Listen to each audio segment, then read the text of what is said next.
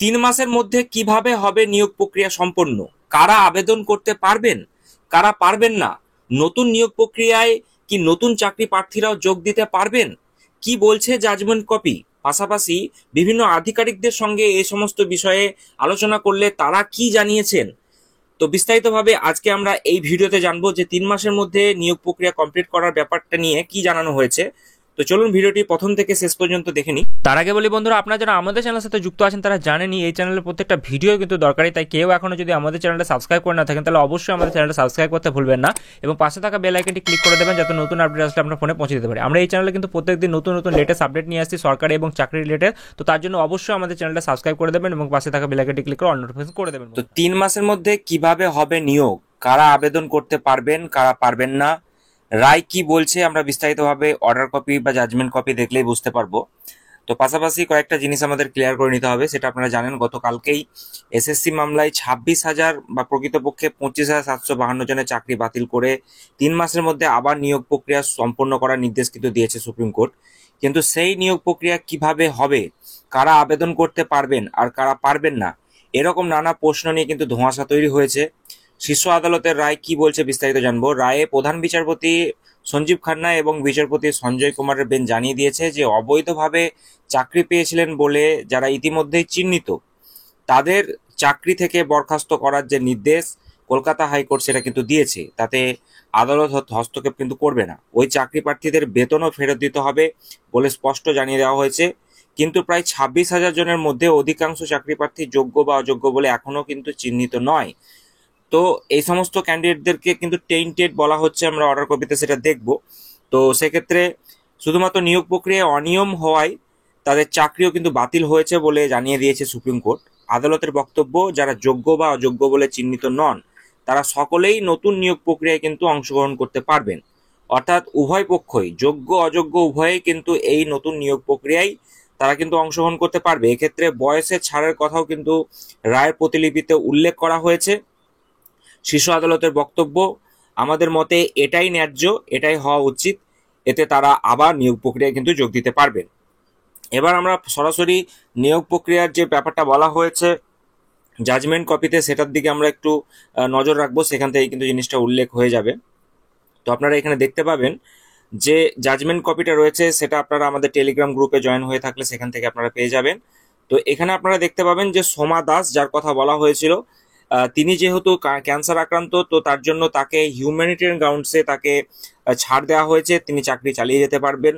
তার বেতনের কথা সমস্ত কিছু দিক উল্লেখযোগ্যভাবে তিনি কিন্তু থাকবেন এবং সেক্ষেত্রে তাকে ইন্টারভিউয়ে প্রশ্ন করা হয়েছিল গতকালকে এবং তিনি সেক্ষেত্রে এই জাজমেন্টে তিনি অনেকটাই হতাশ হয়ে রয়েছেন এবং বিষয়টিকে নিয়ে তার যে ক্লিয়ারিফিকেশন সেগুলো কিন্তু আমরা এখানে 48 নম্বর পয়েন্টে দেখতে পাচ্ছি।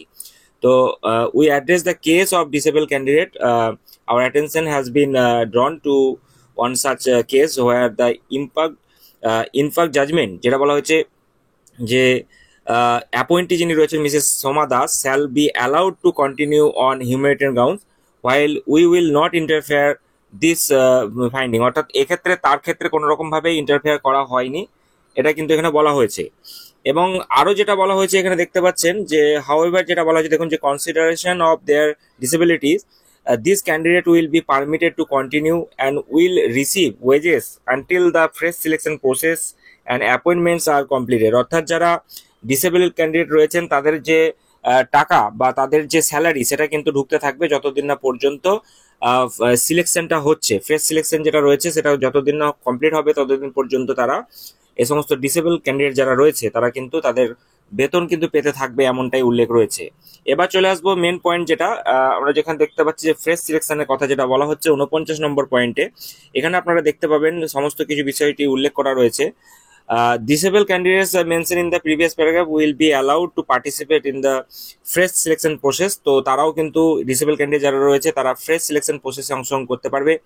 If required the age relaxation and other concessions, তো অর্থাৎ সেক্ষেত্রে তাদেরকে যে এজের যে রিল্যাক্সেশনের ব্যাপারটা সেটাও কিন্তু তারা দেবে। Similarly other candidate who are not specifically tainted will also be eligible to participate. অর্থাৎ যারা টেন্টেড ক্যান্ডিডেট রয়েছে অর্থাৎ কলঙ্কিত ক্যান্ডিডেট যারা রয়েছে তারা সকলেই কিন্তু এই যে সিলেকশন প্রসেস তারা অংশগ্রহণ করতে পারবে।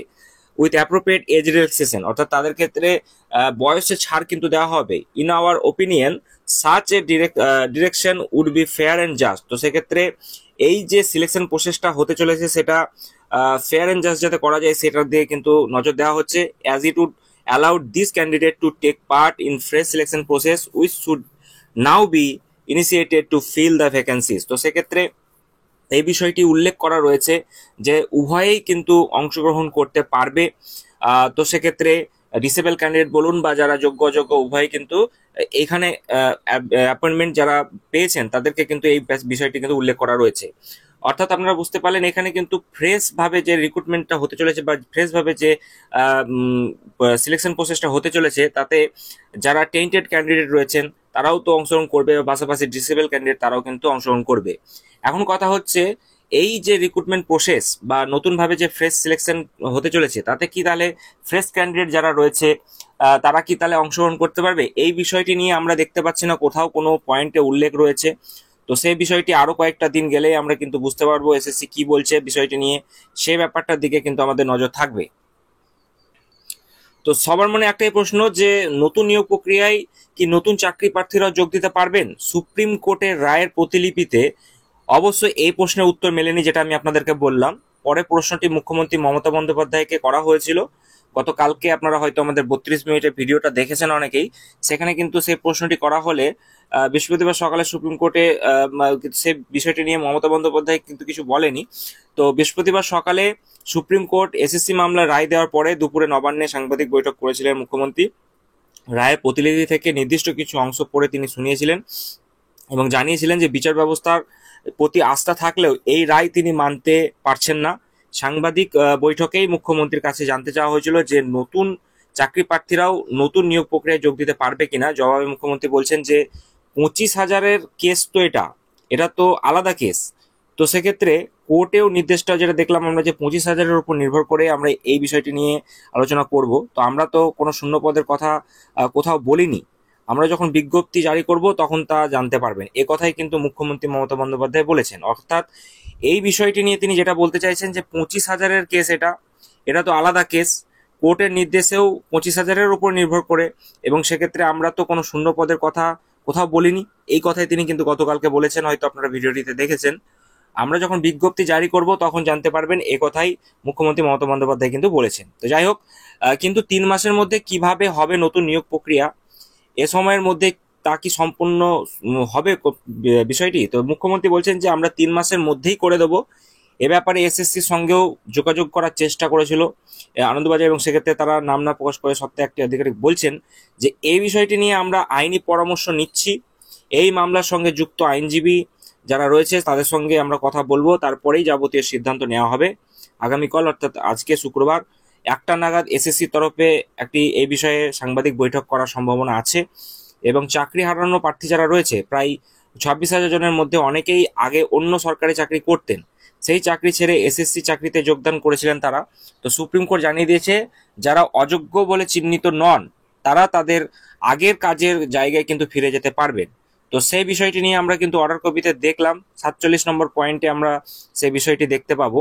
তো এখানে আপনারা দেখতে পারবেন যে 47 নম্বর পয়েন্টে উল্লেখ রয়েছে, some of the appointed candidate who do not fall within the category of tainted candidate may have previously worked in different departments of the state government or with autonomous bodies, etc. In such cases, although their appointments are cancelled, this candidate will have the right to apply to their previous department or autonomous bodies to continue in the service with these entities. অর্থাৎ সেক্ষেত্রে তাদের অন্য চাকরিতে তারা join করে থাকলে সেটাতে তারা কিন্তু বহাল থাকতে পারবে, এমনটাই 47 নম্বর পয়েন্টে কিন্তু উল্লেখ করা রয়েছে এই জাজমেন্ট কপিতে। তো যাই হোক, সুপ্রিম কোর্টে জানিয়েছে যে যারা অযোগ্য বলে চিহ্নিত নন তারা তাদের আগের কাজের জায়গায় ফিরে যেতে পারেন। এর জন্য তারা সংশ্লিষ্ট দপ্তরে আবেদন করতে পারেন। সরকারকেও 3 মাসের মধ্যে সেই আবেদনের ভিত্তিতে পদক্ষেপ করতে হবে। যে বছর তারা এসএসসি চাকরি করেছেন সেই সময়কে সার্ভিস বেস হিসেবে ধরে নেওয়া যেতে পারে। যারা পুরনো কাজের জায়গায় ফিরে যাবেন তাদেরও বেতন বৃদ্ধি করা যেতে পারে, পেতে পারেন অন্যান্য সুযোগ সুবিধাও। এক্ষেত্রে প্রয়োজনে রাজ্য সরকার অতিরিক্ত পদও কিন্তু তৈরি করতে পারে বলে কিন্তু জানিয়ে দিয়েছে শীর্ষ আদালত। অর্থাৎ আপনারা বুঝতেই পারছেন এক্ষেত্রে কিছু রিল্যাক্সেশন দেওয়া হয়েছে এবং নতুন করে যদি নিয়োগের কথাটা বিষয়ে প্রশ্ন করা হয়েছিল মুখ্যমন্ত্রীকে, সেক্ষেত্রে তিনি কিন্তু ক্লিয়ারলি বলে দিয়েছেন এই বিষয়টি নিয়ে যে এখানে তো পুরনো মানে 25,000-এর কেস, এটা তো আলাদা কেস, এমন কথাই কিন্তু তিনি বলেছেন। কোর্টের নির্দেশেও 25,000-এর উপর নির্ভর করে রয়েছে। আমরা তো কোনো শূন্য পদের কথা বলিনি, আমরা যখন বিজ্ঞপ্তি জারি করব তখন তাহলে জানতে পারবেন। অর্থাৎ এখান থেকে বিষয়টি বোঝা যাচ্ছে যে রাজ্য সরকার যদি চায় তাহলে সেক্ষেত্রে তারা বিজ্ঞপ্তি অনুযায়ী নতুনদেরকেও কিন্তু সুযোগ দিতে পারে রিক্রুটমেন্টকে কেন্দ্র করে। তো সেই বিষয়টি আগামী দিনে আরো ক্লিয়ার হয়ে যাবে। তো 7 তারিখের দিকে আমাদের নজর রয়েছে। মুখ্যমন্ত্রী সেই অডিটোরিয়ামে গিয়ে কিন্তু তাদের সঙ্গে কথা বলার কথা কিন্তু গতকালকেই বলেছেন।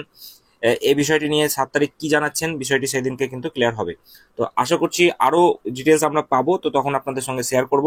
তাই চ্যানেলের সঙ্গে যুক্ত থাকবেন, আপডেটগুলি পেলেই আপনাদের সঙ্গে আপনি শেয়ার করে দেবো। তাই চলুন দেখা হচ্ছে পরবর্তী আরো একটি গুরুত্বপূর্ণ ভিডিওতে।